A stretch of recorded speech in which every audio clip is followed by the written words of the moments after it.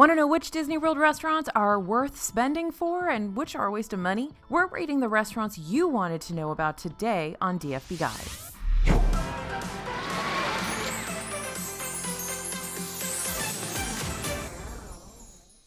Hey everybody, it's AJ for Disney Food Blog. Now, we all know that food at Disney World is expensive. Yeah, we're totally aware of that.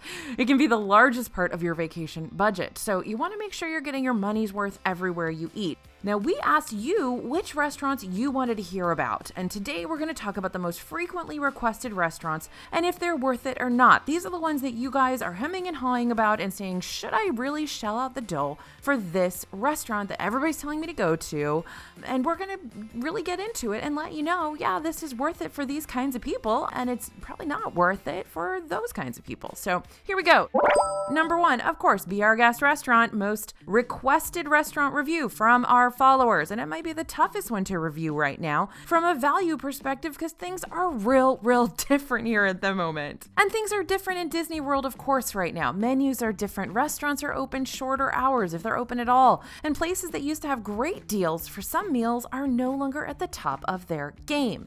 Be Our Guest in Magic Kingdom has quickly become one of the most iconic restaurants in all of Walt Disney World. And it's one of the restaurants that's the most different right now during the COVID-19 pandemic. So let's start with the basics. This is designed to look like you're stepping right into the story of Beauty and the Beast. The restaurant is beautiful. That's the main reason it's one of the hardest reservations to get in Disney World. This is not something you can just wander by and look in. You have to have a reservation to get up to those doors. And that's why it's one of the hardest reservations to get. Remember, there's 3 dining rooms. There's the Beasts area, the West Wing. There's the Ballroom, which is the biggest dining room. And then, of course, there's the Rose Gallery, which was not in the movie, but it's basically sort of Belle's room, her addition to the castle.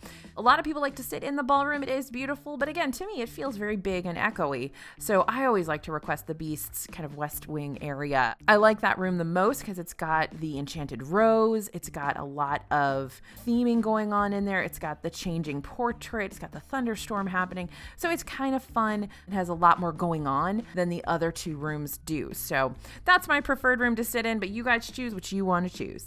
As for food, Be Our Guest used to have one of the best values for lunch with an a la carte menu full of high-end choices while still considered a quick service meal or a fast food meal. You would order at a podium or via mobile order and your food would be delivered right to your table. Now, the quality and price point for lunch made this a stellar option, but since the parks reopened last July, lunch has become the same prix-fixe signature meal, which means expensive meal that's offered at dinner, and breakfast is no longer available here. The food is still high quality, but not quite on a par with Disney World's other fancy or signature or expensive restaurants, though Be Our Guest comes with an equally high price tag, $62 per adult, $37 for kids. This is one I definitely recommend you take a look at the menu, crunch the numbers, and decide whether or not this particular meal is worth taking time out of your Magic Kingdom park day, because it's not a quick meal either. Remember, this is like a multi-course meal. And it's a relatively heavy meal as well. So if you're there in the middle of summer and it is crazy hot and you're going to go in and have lunch at Be Our Guest Restaurant and eat a giant steak and a really rich dessert and then go back out into 90 degree and 100% humidity, that can be a little overwhelming. So just heads up and think about that. So if you're going to do Be Our Guest Restaurant right now, it may make more sense to do it for dinner or book a reservation for right at park close. So this can be sort of the last thing you do with your Magic Kingdom day. Now, Be Our Guest Restaurant was the #1 most requested restaurant you wanted to know about. So if you want some more in-depth information, we actually have 2 full videos about Be Our Guest Restaurant. And we have one that's all about the prix-fixe meal here and whether or not it's worth it. The short answer is, like I said, it's complicated. The food is good, the ambiance is excellent, but the price point may deter a lot of people from dining here, especially knowing that they can spend the same amount at another signature restaurant and get a much better experience. So should you go to Be Our Guest Restaurant? I would probably recommend, if you were going to Disney World and think you're going to Disney World again, maybe in the next 2 or 3 years, I would wait and go to Be Our Guest when the quick service lunch comes back, which I hope it does, and head back when that returns. And if, in the next couple of years it doesn't return and you're stuck with the same 2 signature meals for Be Our Guest Restaurant, well then, shell out the dough then. All right, next requested was Skipper Canteen, and I am so excited that many of you requested we talk about Skipper Canteen in Magic Kingdom. I feel like this restaurant always goes under the radar and doesn't get much attention, even though it's a pretty phenomenal restaurant. And I think it's super fun because I am a big, giant Disney nerd, and I love the Jungle Cruise, and I love the Skippers, and I love the Society of Explorers and Adventurers. I love that whole backstory. So you guys don't see my uber Disney nerdiness on here very often. At least I don't think you do. Maybe it's coming through a little more than I intended to. But anyway, Skipper Canteen I think is super, super fun. And it's right along those lines of Trader Sam's. And if you have no idea what I'm talking about right now, that's okay. Let's dive into the actual facts. The menu here is a little quote unquote exotic. It's not what you would expect from a theme park, but it's not so far out there that picky eaters can't find something they'll like. There is a whole fried fish on the menu, but there's also fried chicken and steak. The atmosphere is fun. It's kind of kitschy. Of course, it's themed after the Jungle Cruise. So your server is going to be cracking jokes throughout your meal because your server is a Jungle Cruise skipper.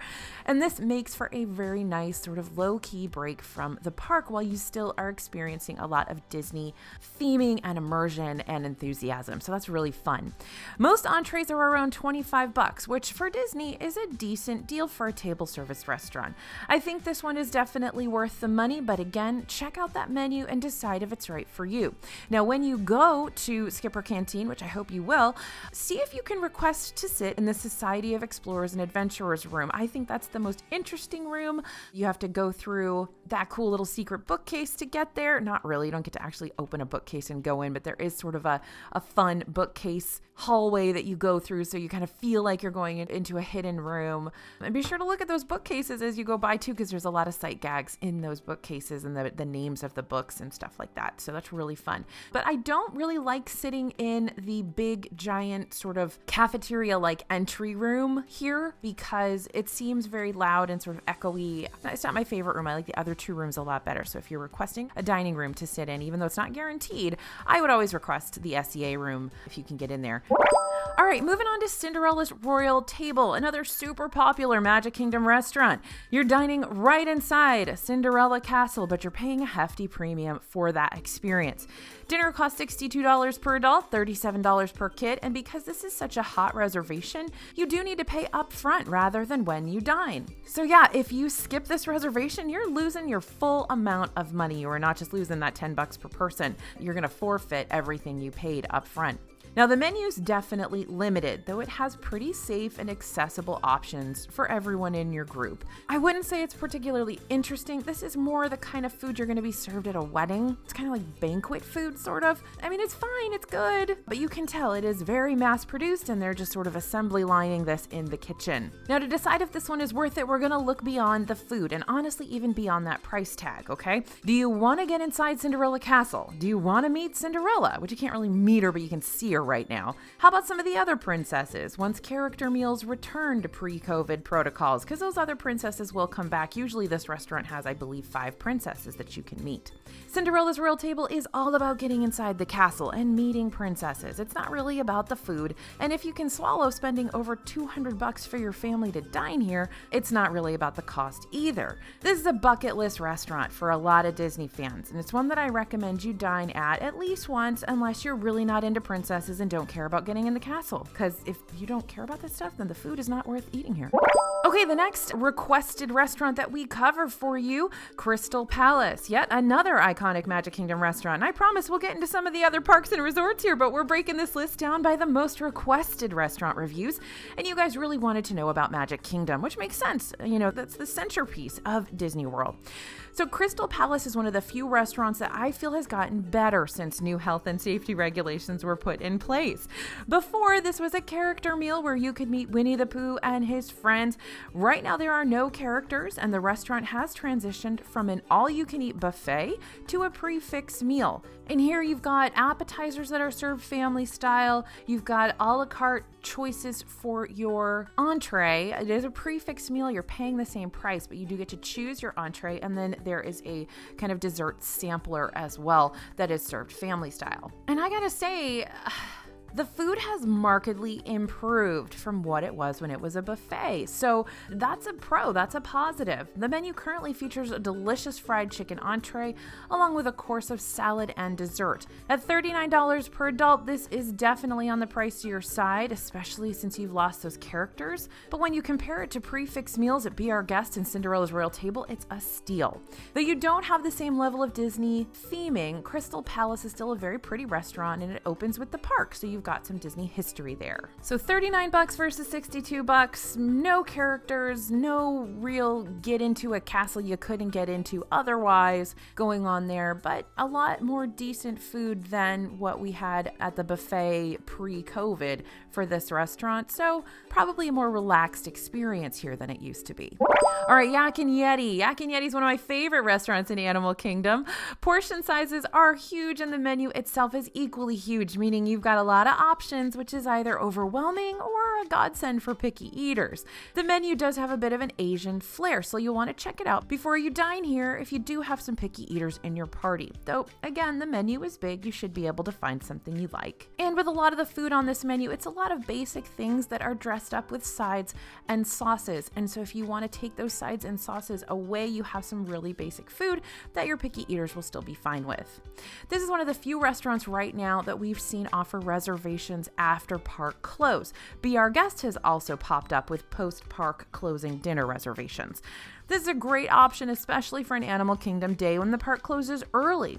You don't have to waste any potential ride time, and you can still probably have dinner before it gets to be bedtime for the kiddos. The restaurant itself has an interesting design, 2 floors of seating. The same restaurant group that runs T-Rex and Rainforest Cafe owns Yak and Yeti, but don't let that scare you. This restaurant is not as themed as those, and the food is much, much, much better. I don't know why the food is so much better here than it is at T-Rex and Rainforest, but it is. And this is still a themed restaurant. It's still beautiful. They have a ton of authentic Asian decor. It's real quirky upstairs. I actually did a blog post once on all the different light fixtures upstairs because it seems that no two are the same. It's really quirky and really fun. I really enjoyed it. So if you're looking for a sit-down meal in Animal Kingdom, this is probably the top of my recommended list.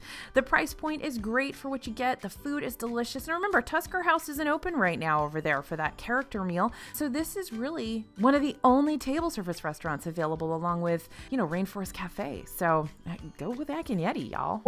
All right, Tony's Town Square Restaurant. Moving on to a restaurant that does not make it to the top of many of our lists here at DFB. Our Instagram follower, mcber99, left a note when she requested a review of Tony's saying, "Be kind." Well, if you've watched the channel before, you know that the lists that this restaurant does top are typically lower rated lists and worst restaurants in Disney World. And this is a big one, just because some people, Yelp reviewers, cough, cough, tend to give a Disney World restaurant bad reviews. Doesn't mean the restaurant is overall bad or that you shouldn't go. There is a restaurant in Disney World for everyone, and for every restaurant, there are people who love it. So that's what we're here to talk about. Tony's Town Square is fine. I rarely have a meal here that blows me away, but I also rarely have a meal here where I leave feeling like I wasted my money. Dinner entrees are around $25, which may be a little high for what you get, but at Disney World, it's what you can expect. If something about the menu, which is Italian food, and it's very basic Italian food, we're talking like spaghetti and meatballs, chicken parm, stuff like that. It's very much along the lines of an Italian chain restaurant. So if you like that sort of menu, or your kids like that sort of menu, or you like the Lady and the Tramp theming because it's real cute in there, give Tony's a try. And if those things aren't interesting to you, you've got plenty of other choices in and around the Magic Kingdom. Something else that's really fun about Tony's that a lot of people don't talk about is that there's actually a patio seating area outside, and that looks onto Town Square in the Magic Kingdom. If you're sitting there, you get really, really good people watching. You can watch all the folks coming in, starting their Magic Kingdom day. It's so much fun to just sit and relax and see all those people coming in really excited. And sometimes fighting. Okay, next up, and this is a really fun video. I'm really enjoying doing this video for you guys because a lot of these restaurants, I know that these are the ones that all of your friends tell you to go to, tell you to eat at, and you really have no idea if they're going to be good or not or worth your money. So I'm having a really good time sort of giving you the little bits and pieces of knowledge and hidden away tips and stuff because I've eaten at all of these places a lot of times. And I have a lot of different experiences with these as a solo park visitor, visiting with my family, visiting with babies, visiting with kids. And so I kind of have been to these restaurants in all the various stages that you're going to visit them. So I feel like I can really give you a good overview. Okay, the next restaurant is the Boathouse. Now, this is another under the radar restaurant that a lot of you requested we review. It's located in Disney Springs and the menu is heavily seafood leaning, though there are a lot of non-seafood options too. This is actually a pretty substantial menu. All of it comes with a pretty steep price tag as well. This is not a cheap restaurant. Overall, this restaurant has continuously delivered exceptional food and good service. You kind of get what you pay for at the Boathouse. Now, it's upscale, though it maintains a casual vibe, kind of like if you're at the beach, you're on a beach vacation, and you go to the fancy restaurant at the beach. They're not expecting you to, wear black tie or whatever. And it's not a black tie kind of place. They want you to feel breezy and casual and fun, and there's live music a lot of nights, and yeah, you can pay an exorbitant amount of money for oysters or a 2-person steak, but you can also get a burger. You know what I mean? Okay. Now, I think, speaking of burgers, I think the Gibson Sandwich King burger here is phenomenal. It's real good. I love it. And if you go there and get that burger and some fries and key lime pie for dessert, maybe a cocktail, that's going to be a great evening. Now, a few years ago, we had a $35 panko fried fish platter here that was really phenomenal. They knocked that out of the park and it was worth every penny. But if $35 for fried fish sounds outrageous to you, then you'll probably not find the Boathouse worth the money. But if you're looking for high quality food and good service, then this place is probably going to fit the bill for you. Now, something to note here, there's a really cool table at the Boathouse. It's an actual speedboat and they put a table inside it. It's a lot of fun. It's right when you first enter the restaurant, right when you first come in the door. I wanted to sit in that table for like 3 years before I finally got to sit there, and I got there at restaurant opening and I requested it and I was there with my whole family and it was such a blast to sit at that table. Sometimes you really hope that you're gonna get to do this thing and then you finally get to do it and you're like, that wasn't that big a deal. This is really fun to sit in the boat. So it delivered on my bucket list item.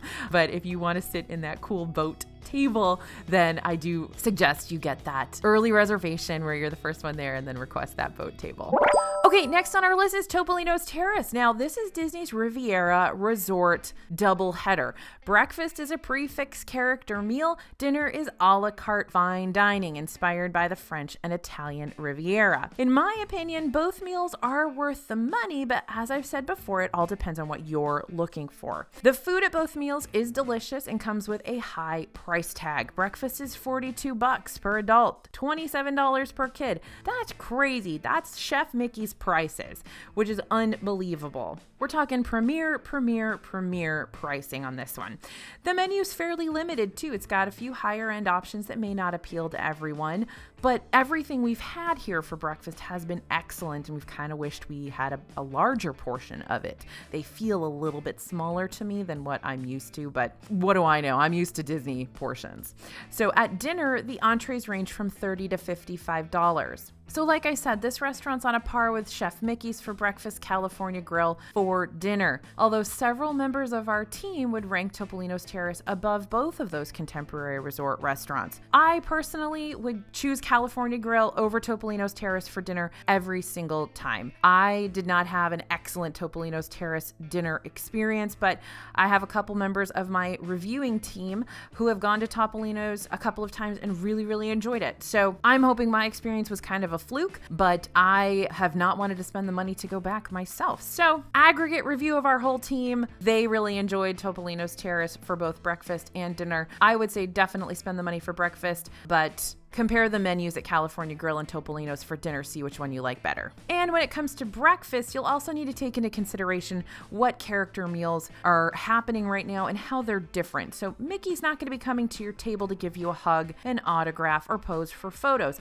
He will wave from a safe distance, and he'll come around several times and wave at you, and you'll get an autograph card at the end of your meal. But it's not a character meal in the typical way you've experienced when you were there prior to COVID-19. So just keep that in mind when you're shelling out $42. Riviera Resort is easy to get to from Hollywood Studios and Epcot. It's right on the Skyliner. But if you're coming from elsewhere, you'll want to factor in some potentially significant transportation time to get to and from your meal. That added transportation time may make Topolino's Terrace a little less worth it for you, since it's so much easier to get to a place like Chef Mickey's or California Grill from, say, Magic Kingdom.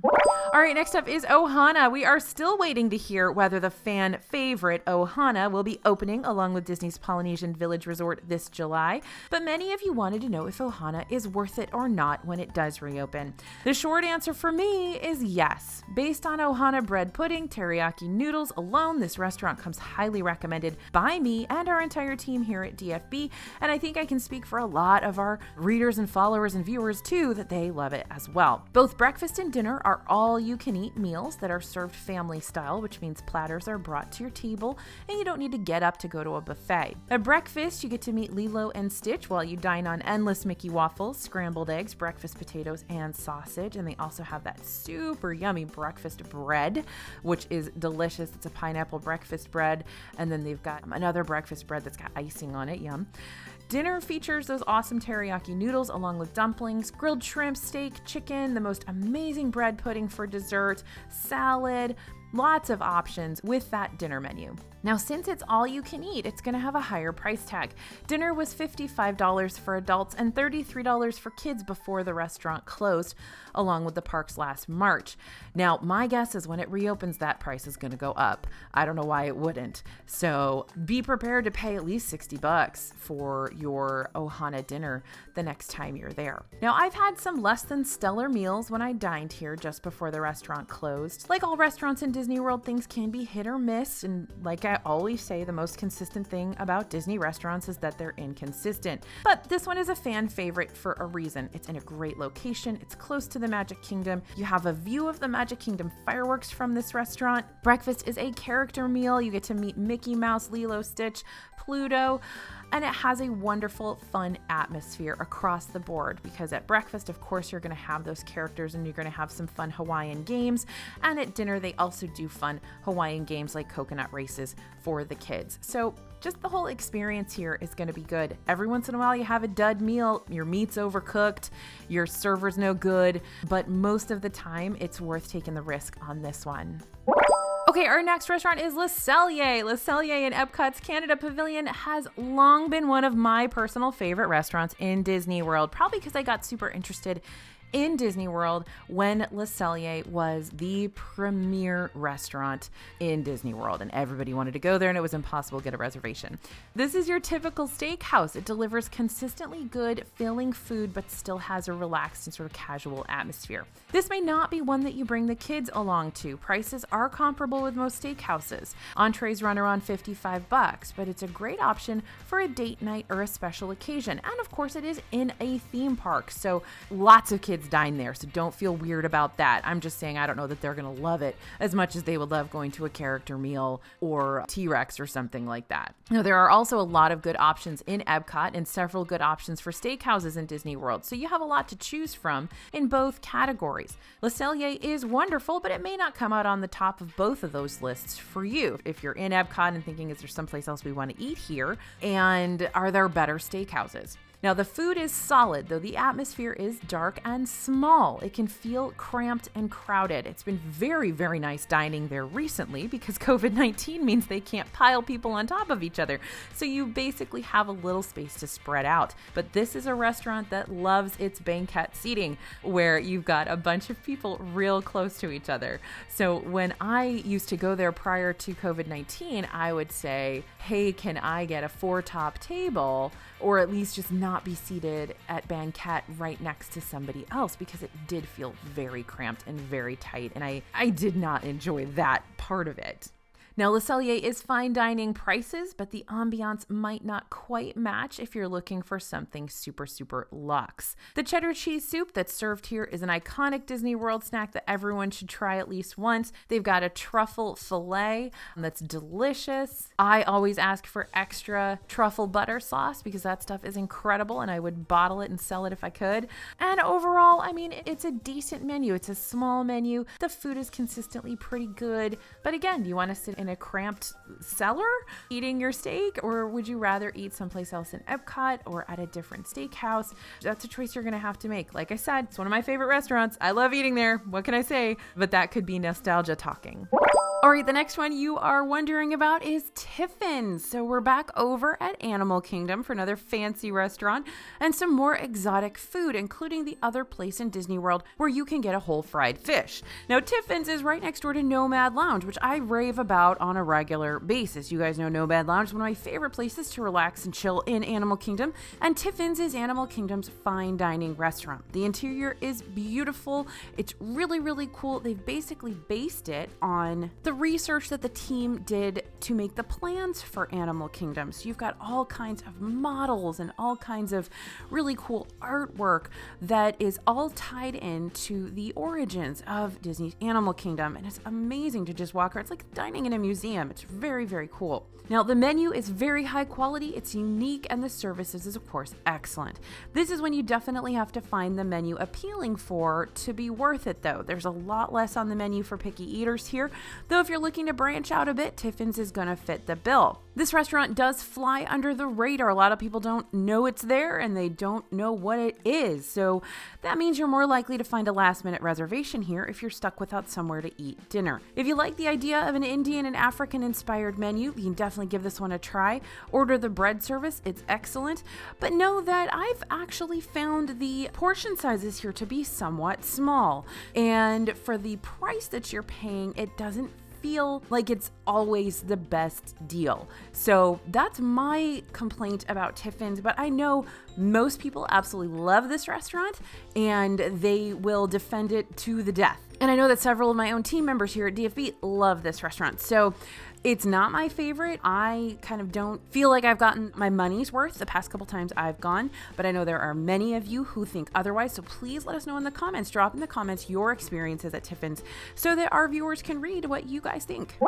Okay, next we're going to talk about California Grill. This is the top of Disney's contemporary resort. Is that 15th floor on that hotel, and it's long been the go-to option for date nights and special occasions in Disney World when you don't want to shell out for Victoria and Albert's, which of course is the super fancy restaurant over at Grand Floridian. Now, Cali Grill is an upscale, modern, chic atmosphere. It offers some stunning views of Disney World and the Magic Kingdom fireworks. The food is very pricey. We're talking $25 sushi rolls, $50 plus entrees. It's definitely not for everyone, but if you're looking for something high-end and luxe in an iconic Disney World location with accessible food, I mean, this is California-based cuisine, then this is probably your spot. There's also very easy access to Magic Kingdom, although every time I try to go to California Grill from the Magic Kingdom or go to the Magic Kingdom from California Grill, I've never dressed appropriately because, you know, California Grill is a fancy restaurant. It does have a dress code, and so it's hard to just sort of wander in there in your shorts and t-shirt and sneakers. And so I tend to always throw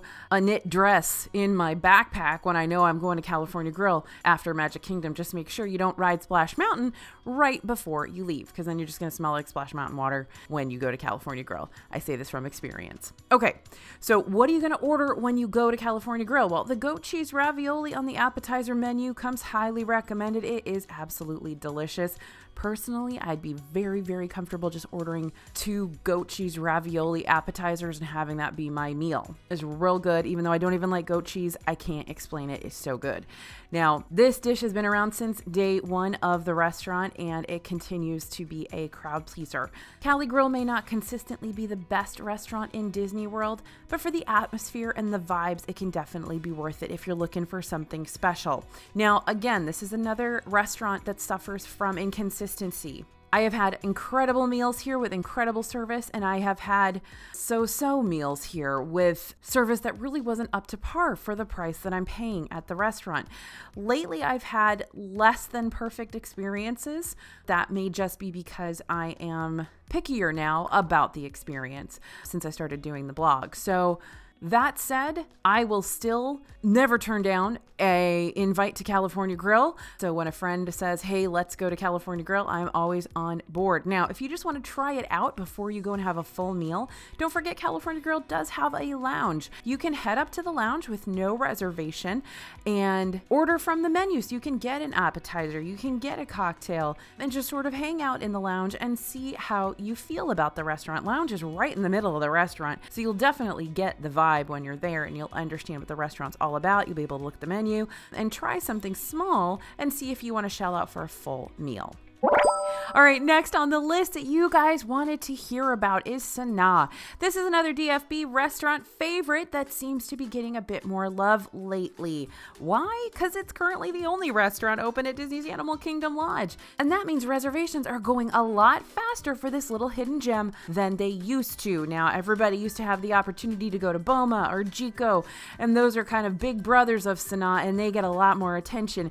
But Sanaa is getting the attention now. All right, if you're into the menu at Tiffins, but you're looking for something a little bit more low-key and casual, inexpensive, or you want an excuse to go visit Animal Kingdom Lodge, if you're not staying there, then you should most definitely check out Sanaa. The big draw of this restaurant is the floor-to-ceiling windows that look out onto the resort's savannah, so that means you get to see the animals out there. Now, opt for a reservation at lunch here or an early dinner so you're dining while there's still light and you can see the animals. I'm afraid a bunch of people make a reservation here at night and they think they're going to see the animals, and all you can see is your reflection in the window because it's dark out there. So if you want to see the animals and take advantage of what I think is the best part of dining at Sanaa, then make that reservation at lunch. And on top of that, if you're like me and a perfectionist and you want the absolute perfect experience, make that reservation for the kind of the first seating or as soon as the restaurant opens, and request a table by the window, because there's a bunch of tables that aren't by the window that don't let you see the animals as clearly. So you want to sit right next to the window to get the best experience here. Now, again, the menu is different. It is African and Indian inspired. You're going to find things that should appeal to most of your party, though. Definitely take a peek at that menu in advance so you aren't in for any surprises when you get there. And again, same as at Tiffins, the bread service here is absolutely incredible. You can get tons of sauces, different types of bread, and I tell you, I dream about that spicy buttered naan bread. It is so good, and there's just nothing like it. All right, number 14 restaurants you wanted to hear about is Liberty Tree Tavern. Liberty Tree Tavern's in Magic Kingdom. It's often overshadowed by other restaurants in the park that we mentioned earlier: Be Our Guest, Crystal Palace, Cinderella's Royal Table, etc., but it has long been a favorite with us here at DFB, me specifically. There are no surprises on the menu here. This one is classic American food. It is comfort food. It's basically Thanksgiving dinner every single day at Liberty Tree Tavern. The Ooey Gooey Toffee Cake for dessert is one of my favorite desserts in Disney World. That's one of the things I built Disney Food Blog on, is how much I love Ooey Gooey Toffee Cake, and all of the food here is pretty consistently delicious, even though it is definitely clearly kind of an assembly line sort of thing. Now, the food isn't winning any awards for originality, and this probably isn't your top pick for a date night location.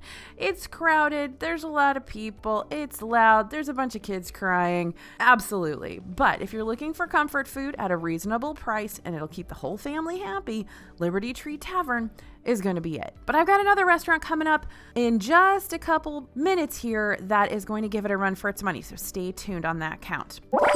All right, the next one we're talking about is called The Wave of American Flavors. That's right, there is a very long title to this restaurant, and there is an ellipsis in it. I never understand why Disney puts ellipses in their restaurant names, but they went through a phase there where everything had ellipses in it. Anyway, The Wave of American Flavors is also located over at Disney's Contemporary Resort. Although it's on the first floor, there are no windows, and many people might not even know it's there because it's tucked way in the back of the first floor lobby, and the entrance is pretty understated relatively. The restaurant has a great breakfast with made-to-order omelets, sweet potato pancakes, And it used to be a buffet breakfast, which was a great deal. Right now, there's no buffet, but you can, of course, order a la carte, and breakfast prices are super reasonable here. During non-COVID times, they've got that buffet with the full a la carte menu as well, but right now it is just a la carte. Now, dinner doesn't garner as much enthusiasm as the breakfast does from folks, though the Wave does have some really great dishes, and they are also kind of pushing the envelope with their menu quite a bit. So it's a very interesting place to dine. In terms of food, it is not an interesting place to dine in terms of atmosphere. I like to say that the Wave looks like a 1970s car dealership. That's the vibe I get from it. Everything is burnt orange. There's no windows. It feels very drab in there. I don't like the decoration.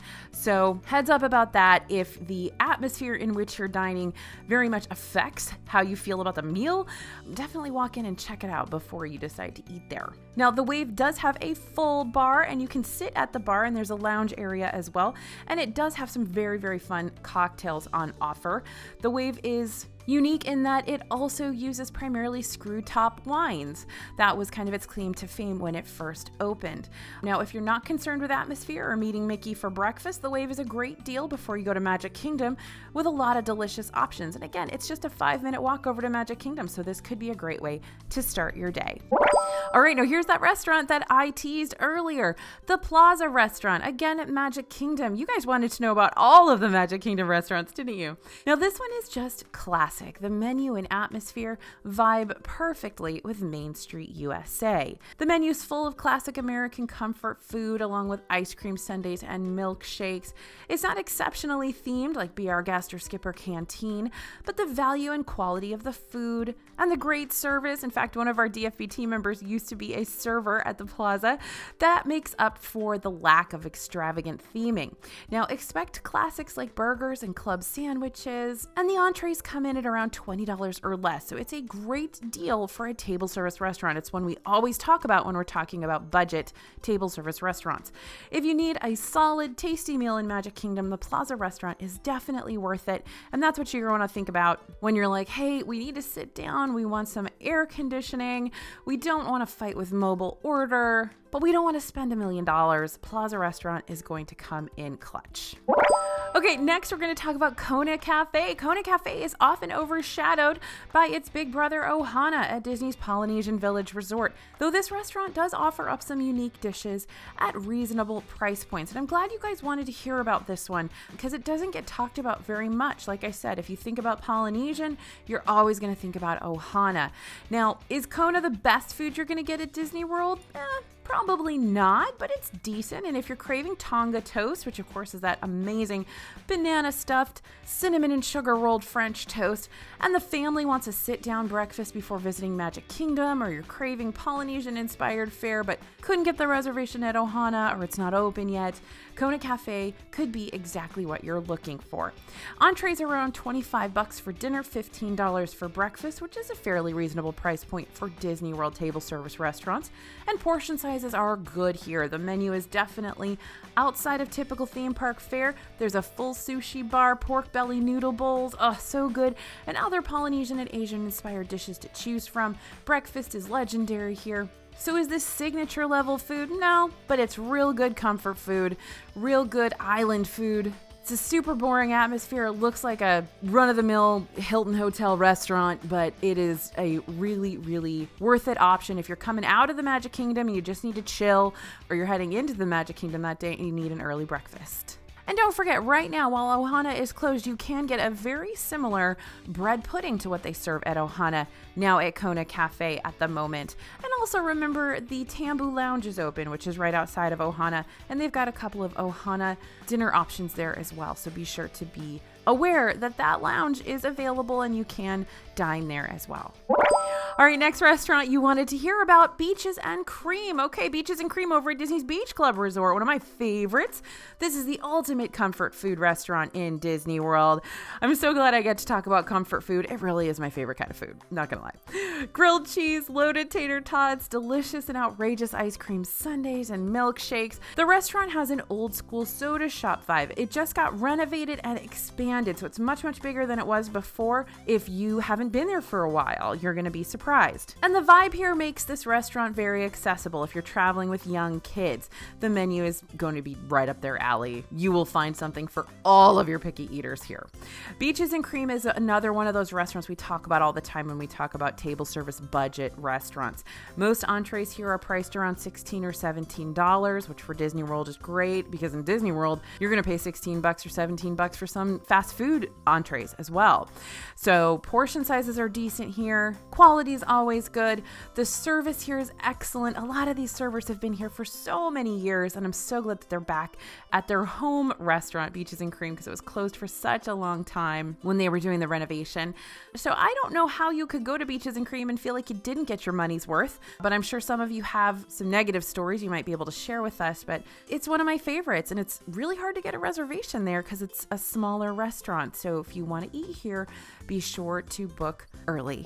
All right, now we're going to head right into Epcot from Beaches and Cream, and we are going to talk about Coral Reef. I'm so excited this is on this list. I don't get to talk about Coral Reef very much on the channel because it's kind of a forgotten restaurant. There are so many restaurants that are better than Coral Reef in Epcot, so a lot of people don't go over there. So I'm glad I get to talk about it for a little bit. Okay, so this is over in Epcot's Future World at the Seas with Nemo and Friends, and kids and ocean enthusiasts are going to love that one entire wall of the restaurant is a gigantic aquarium where you can watch fish and stingrays and sharks and sea turtles swim by while you are dining. But if you're looking for some really exceptional cuisine, there are a lot better options just a short walk away in Epcot. So this is rarely going to be the restaurant that we're going to say, yeah, blow your budget over here. This is, of course, a seafood restaurant. There's a lot of seafood on the menu, even though that's kind of what you're watching through the big glass window at the same time. But honestly, as I'm thinking about it, there's nothing that's really standing out to me to recommend. The food is fine, but it's never really blown me out of the water, no pun intended, which is unfortunate because the atmosphere is really exceptional here. Now, this is one that I think will not be worth it for a lot of you. But if the menu seems really intriguing and your kids love the idea of watching the fish while they dine, it's not a bad restaurant. It's just not the best in Disney World. And it is kind of pricey, so you're not really going to get the value for your money in terms of the quality here. But again, there's a lot of restaurants in Disney World that are a one and done. You just want to see what it's like. You want to experience the theming. And Coral Reef definitely fits into that category. All right, now we're heading all the way over to Disney Springs. We're wrapping up the top 20 most requested restaurant reviews, but don't worry, we got a lot more to talk about in this video. With another absolute DFB favorite, Homecomin in Disney Springs has one of the best brunches I've ever had in my life. Now, it's only offered on weekends from 9:30 to 1, and reservations go real quick. It's very popular with locals. But when you see that menu, you will be completely lost as to what to order. So I suggest you spend some time with the menu online before you go so you can really figure out what you want to eat. Now, even if you can only stop by for a quick bite and drink at the restaurant's Moonshine Bar, I recommend you try to work this restaurant into your Disney World plans. It's definitely worth it. The menu is accessible with Southern comfort food. The bar features a lot of unique and interesting cocktails that set it apart from many restaurants in Disney World. The service is decent here. The atmosphere is pretty low key, but it is crowded. This is a crowded restaurant all the time. Another note here is that the restaurant was opened by celebrity chef Art Smith, who is a Florida-born chef. That's why it's called Homecomin. He, for a long time, was Oprah's personal chef. And he's just creating some really great stuff. None of it's good for you, but all of it's delicious. Now, there were a few other restaurants that quite a few of you wanted to know about, so I'm going to give a quick rundown of those. I know this is getting to be a really long video, but if you want even more restaurant reviews and quick reference guides, pick up a copy of our DFB Guide to Walt Disney World Dining. That ebook is over 700 pages of in-depth planning tips, worksheets, along with reviews of every single restaurant at Disney World. It's everything I know in a book. And it'll help you decide where to eat, which restaurants are worth your money. Head to dfbstore.com and use code YouTube for a discount on that dining guide or any of our festival or snack guides. And there's also options to bundle books so you can save money on them. So grab those bundles. Those are our best sellers. Okay, here are some quick little rundown reviews of a few of the other restaurants you were super interested in. And I have a really hard time not talking about everything you wanted to know about. So we're just going to run through really quick. Okay. Teppan Edo. Teppan Edo is in Epcot's Japan Pavilion. It's a typical hibachi restaurant like Benihana. It's just like that. There's nothing unique to Disney World, but the food is very good. I mean, it's meat and butter and vegetables. What can you not enjoy? And it's definitely a fun atmosphere. So great for picky eaters, great for families, and you get a show with your meal. Lots of fun.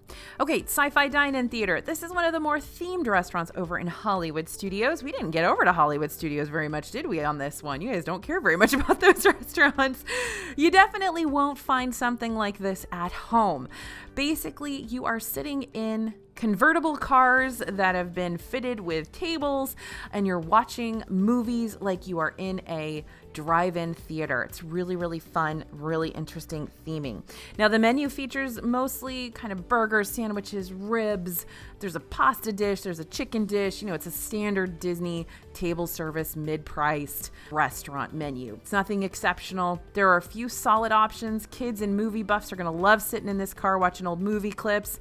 It's real dark in there though, so either bring a flashlight with you or use the flashlight on your phone to read your menu. Is it worth it? Maybe. It's worth it for the atmosphere, probably, but it is pricey food, and it's not the best food you're going to eat in Disney World, but I'm not going to turn down an invitation to Sci-fi. I enjoy it. Okay, Via Napoli, if you're craving pizza in Disney World, Via Napoli in Epcot's Italy Pavilion is probably where you want to go. They import water from Italy to make their pizza. It's super authentic, so they say.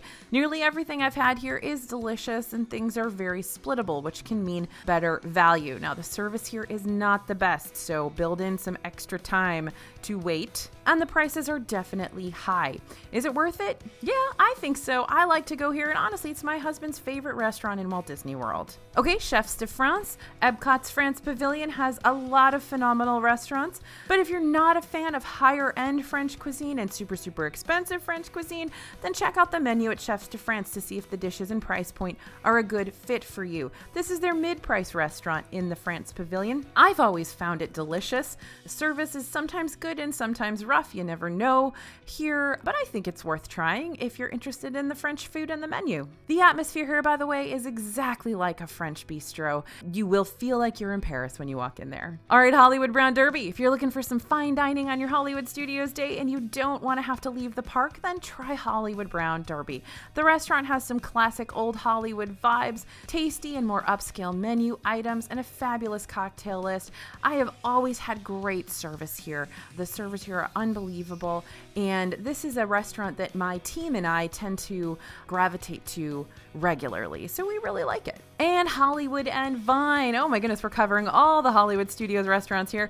If you want to meet characters in Hollywood Studios, especially if you have some Disney Junior fans, or you love seeing Mickey and friends in some fun costumes, Hollywood and Vine is going to deliver. They have Disney Junior character meal in the morning for breakfast, and then you've got Mickey and friends for lunch and dinner.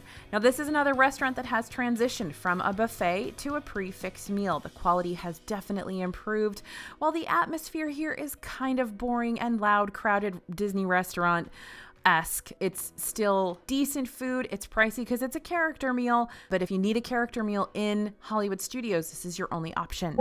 Okay, there you have it. A quick rundown of over 25 restaurants in Disney World. As you can tell, the is it worth it question kind of depends on who you are and what you're looking for in your dining experience.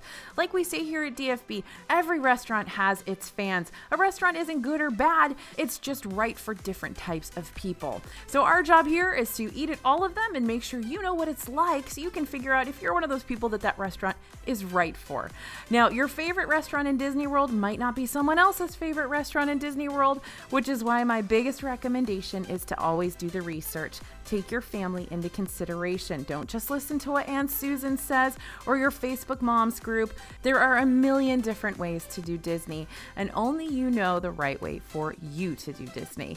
So we're hoping that we're helping you out, that we're adding some value as you plan and as you figure this out, because you will spend a ton of money on food in Disney World, and it's our job and literally why we get up in the morning to make sure you're not wasting that money on food in Disney World.